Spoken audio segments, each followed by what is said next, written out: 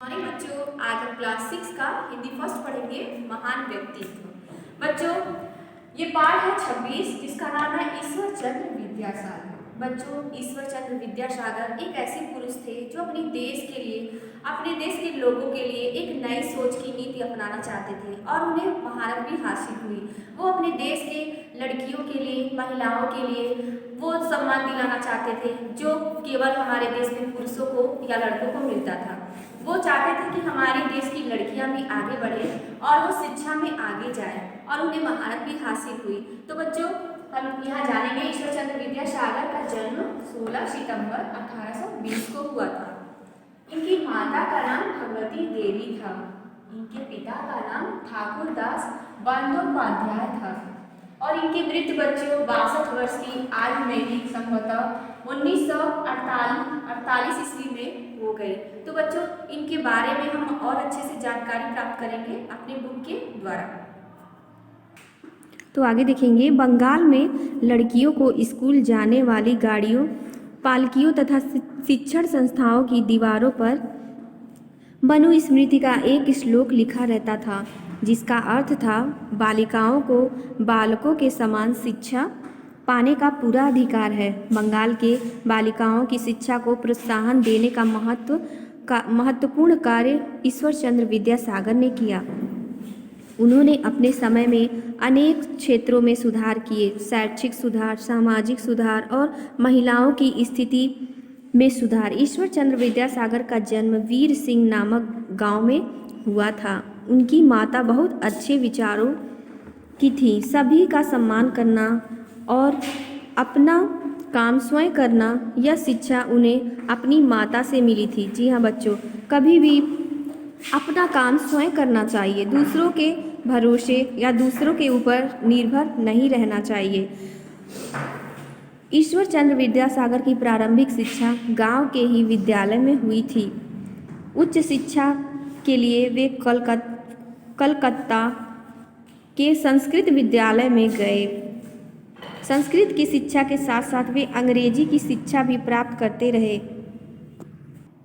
1839 ईस्वी में law committee की परीक्षा उत्तीर्ण करने पर उन्हें विद्यासागर की उपाधि मिली। देखिए बच्चों, ये हैं ईश्वर चंद्र विद्यासागर। इसके अलावा न्याय दर्शन की परीक्षा उत्तीर्ण करने पर 900 रुपये तथा संस्कृत काव्य रचना पर 900 रुपये का नगद पुरस्कार दिया गया। ईश्वर चंद्र विद्यासागर का हस्तलेख बहुत अच्छा था, इसलिए उन्हें मासिक छात्रवृत्ति भी मिलती थी। जी हाँ बच्चों, जो स्कॉलरशिप कहते हैं, जो छात्रवृत्ति कहते हैं, वो उनको मिलती थी। गुरुदेव रविंद्रनाथ ठाकुर ने ईश्वर चंद्र विद्यासागर को आधुनिक बंगाल काव्य का जनक माना है। ईश्वर चंद्र विद्यासागर स्कूलों में सहायक निरीक्षक के पद पर नियुक्त हुए। उन्होंने शिक्षा की बहुत सी कमियों में सुधार किया। उन्होंने बंगाल के सभी जिलों में 20 ऐसे आदर्श विद्यालय खोले जिसमें विशुद्ध भारतीय शिक्षा दी जा सकती है। उन दिनों संस्कृत कॉलेज में केवल उच्च जाति के लोगों को ही प्रवेश दिया जाता था। जी हाँ बच्चों, जो छोटे जात के लोग थे उनका प्रवेश वर्जित था, उन्हें उस स्कूल में प्रवेश नहीं दिया जाता था, जाने नहीं दिया जाता था। ईश्वर चंद्र विद्यासागर ने इसका कड़ा विरोध किया। उनका कहना था कि हर जाति के हर व्यक्ति को हर प्रकार की शिक्षा प्राप्त करने का अधिकार है। ईश्वर चंद्र विद्यासागर जानते थे कि बालिकाओं की शिक्षा से ही समाज में फैली रूढ़िवादिता, अंधविश्वास और कुरीतियाँ दूर की जा सकती हैं। देश को समृद्ध एवं योग्य नागरिक प्रदान करने के लिए बालिकाओं की शिक्षा जरूरी है। उन्होंने बंगाल में ऐसे 35 स्कूल खोले जिसमें बालिकाओं की शिक्षा का प्रबंध था। वे बालिका शिक्षा को प्रोत्साहन देने के लिए मेहनती और मेधावी छात्रों को पुरस्कार भी दिया करते थे। उन्होंने कलकत्ता विश्वविद्यालय से सबसे पहले MA की परीक्षा उत्तीर्ण करने वाली चंद्रमुखी घोष को पुरस्कार दिया। जी हाँ बच्चों, उस स्कूल की पहली छात्रा थी जिसका नाम था चंद्रमुखी घोष। ईश्वर चंद्र विद्यासागर ब्रह्म समाज नामक संस्था के सदस्य थे। स्त्री शिक्षा के साथ साथ उन्होंने विधवा विवाह और विधवाओं की दशा सुधारने का भी काम किया। इसके लिए ईश्वर चंद्र विद्यासागर को बहुत सी कठिनाइयों का सामना करना पड़ा। जी हाँ बच्चों, जब हम कोई कठिन कार्य करते हैं तो उसमें बहुत ही समस्याएं आती हैं, लेकिन जब वो समस्याएं टल जाती हैं तो वो काम सबसे अच्छा होता है। और अंत में विधवा विवाह को कानूनी स्वीकृति प्राप्त हो गई।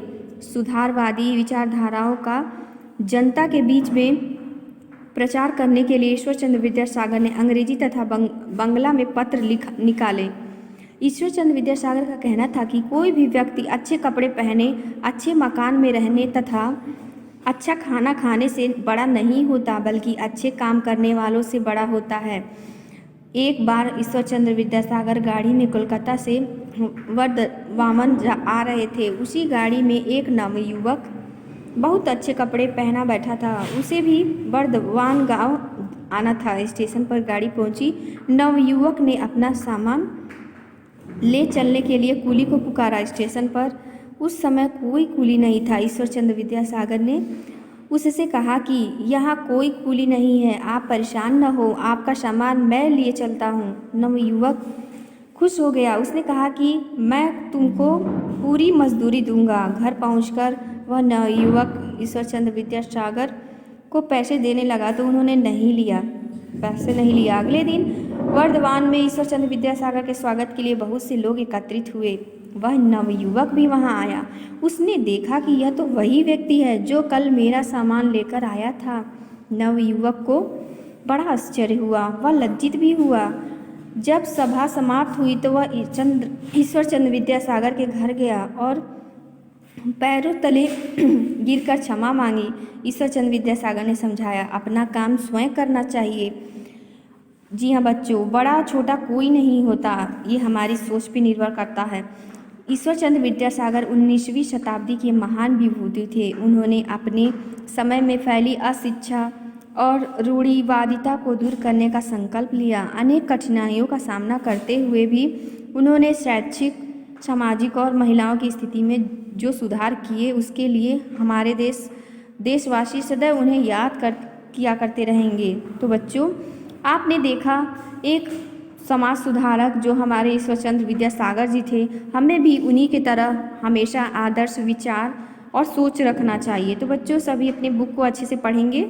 Thank you.